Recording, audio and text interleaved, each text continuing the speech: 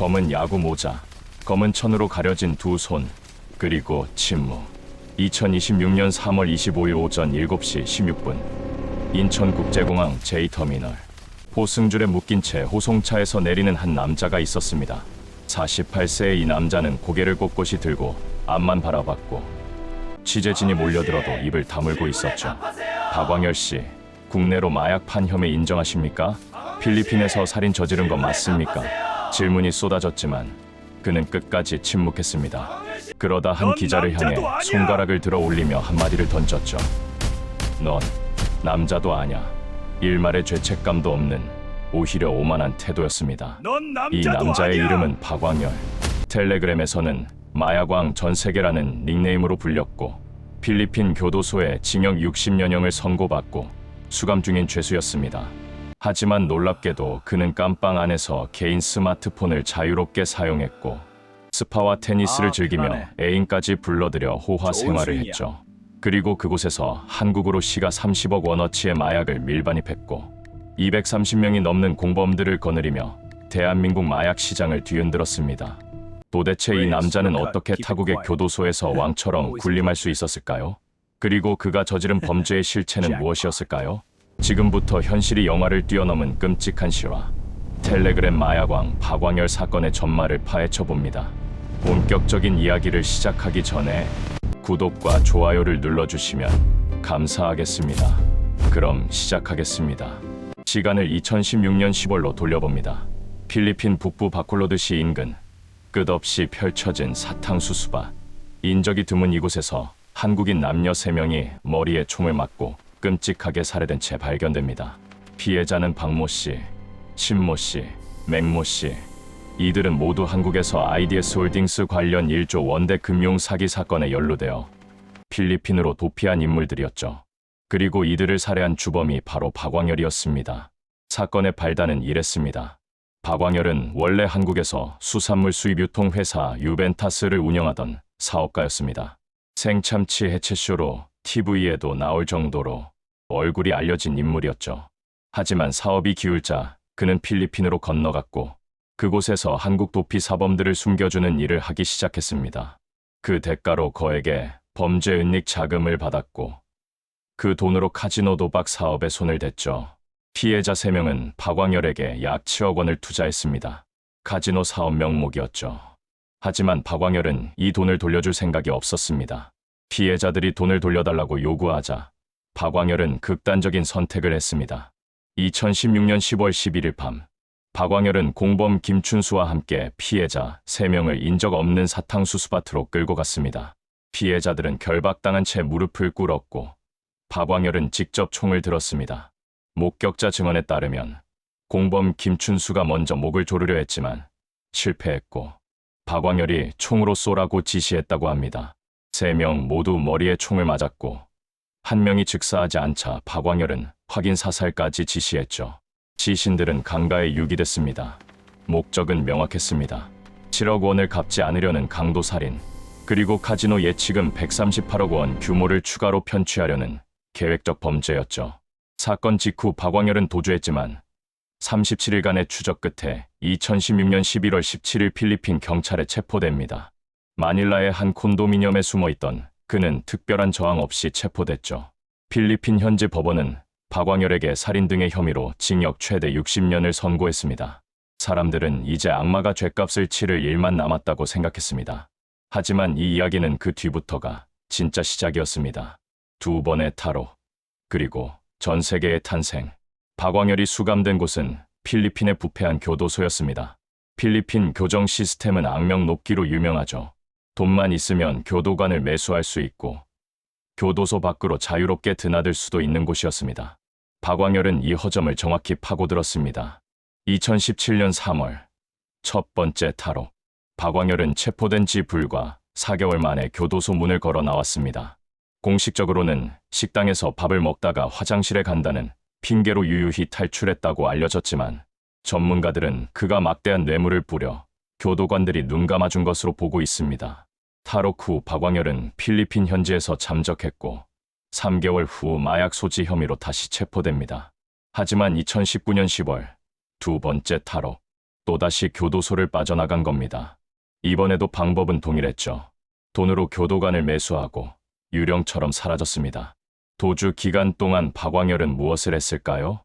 바로 마약 밀수 조직을 구축했습니다. 한때 동남아 3대 마약왕이라는 말까지 나올 정도로 그의 이름은 범죄 세계에서 빠르게 퍼져나갔죠. 2020년 10월 현지인의 신고로 박광열은 최종 검거됩니다. 필리핀 경찰은 이번엔 철저히 감시하겠다고 밝혔고 2022년 현지 법원은 다시 한번 징역 60년을 확정 선고했습니다.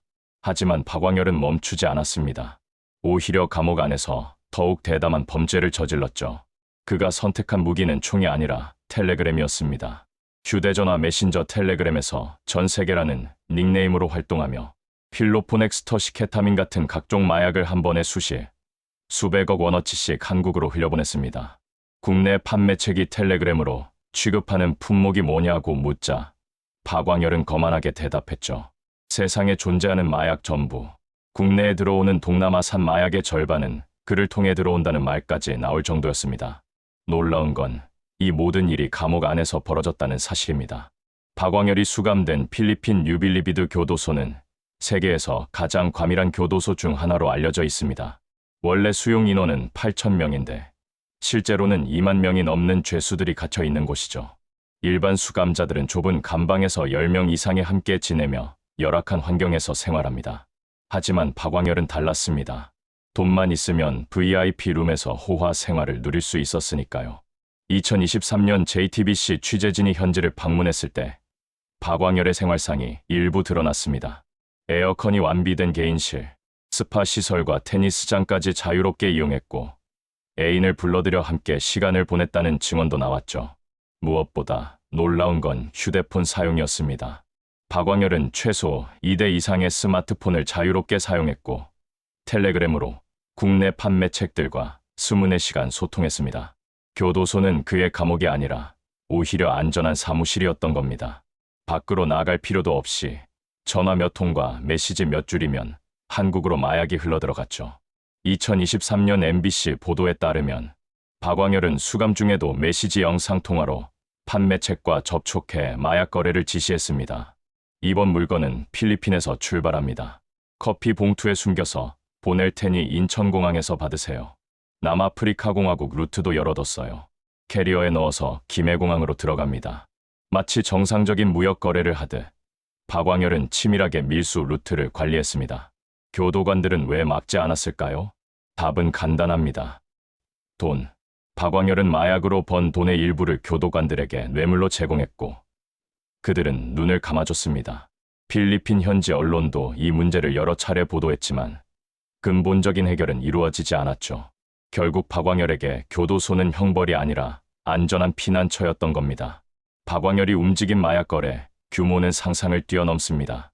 보도에 따르면 한때 그가 국내에 유통시킨 필로폰이 한 달 약 60kg에 달했고 금액으로는 300억 원이 넘는 수준으로 추산됐습니다.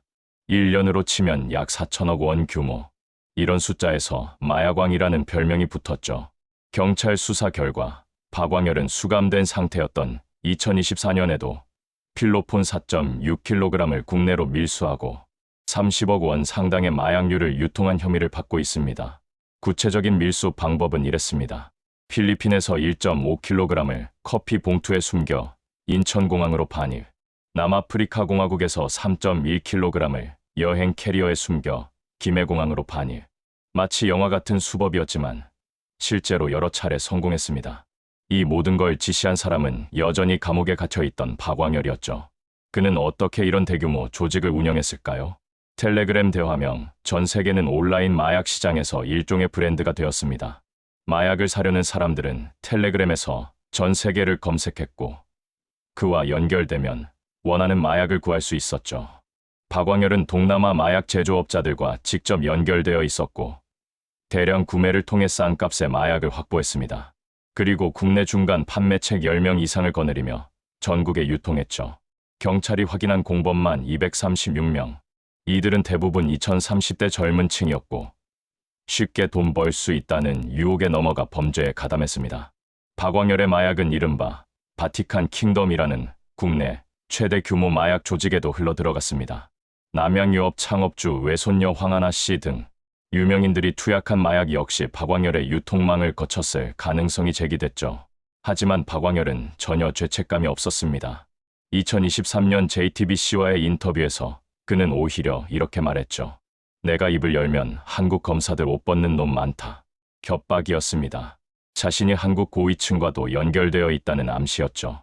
실제로 그랬는지는 아직 밝혀지지 않았지만 박광열의 오만함은 끝이 없었습니다.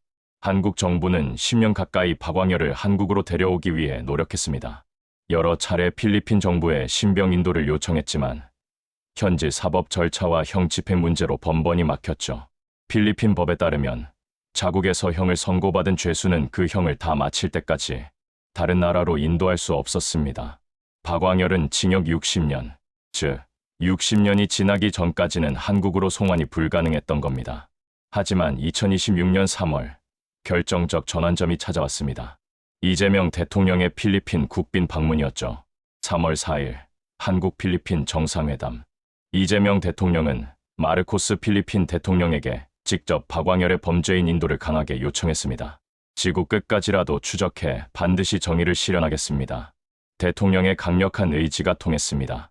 필리핀 정부는 남은 형 집행을 잠시 멈추고 한국에서 형사 절차를 진행할 수 있도록 임시 인도에 합의했죠. 22일 만에 성사된 송환이었습니다.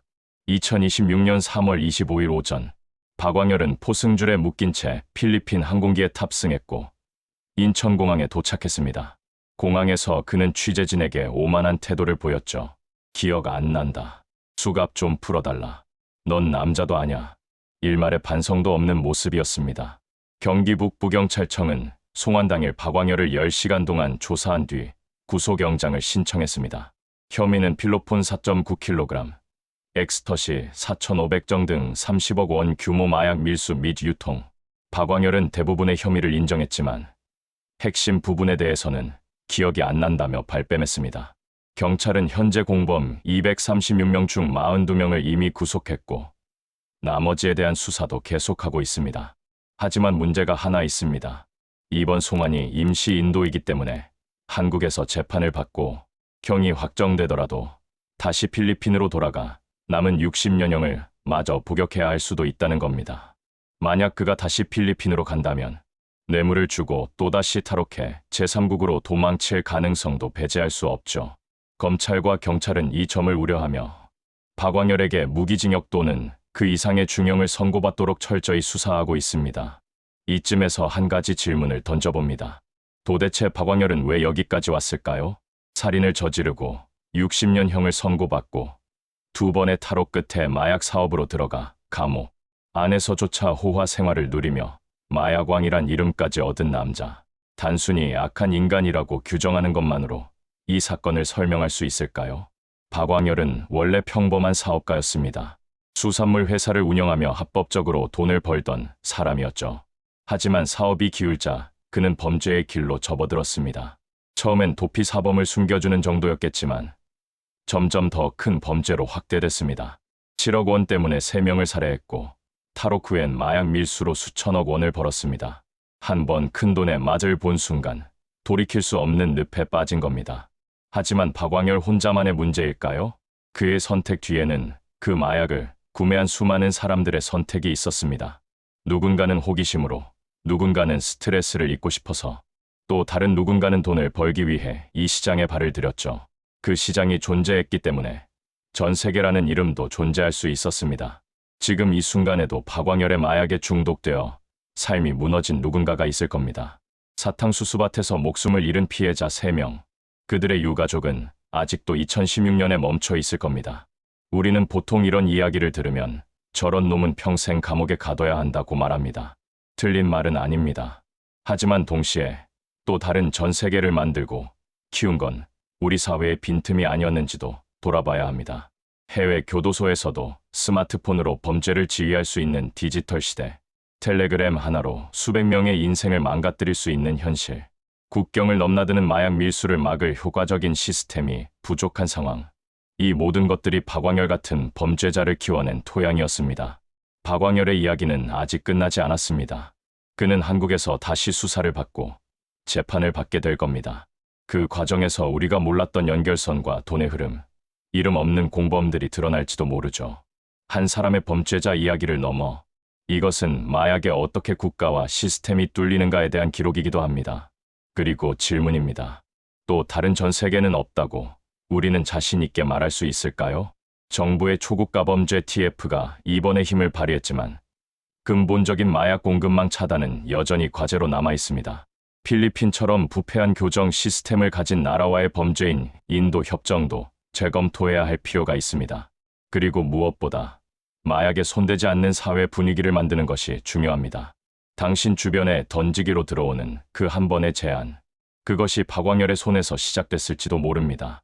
마약왕 박광열. 그의 이름을 기억하는 이유는 그를 영웅시하기 위해서가 아닙니다. 같은 비극이 반복되지 않게 하기 위해서입니다. 범죄는 반드시 대가를 치릅니다. 아무리 교도소 안에서 왕처럼 살아도 결국 심판의 날은 옵니다. 박광열이 그 증거입니다.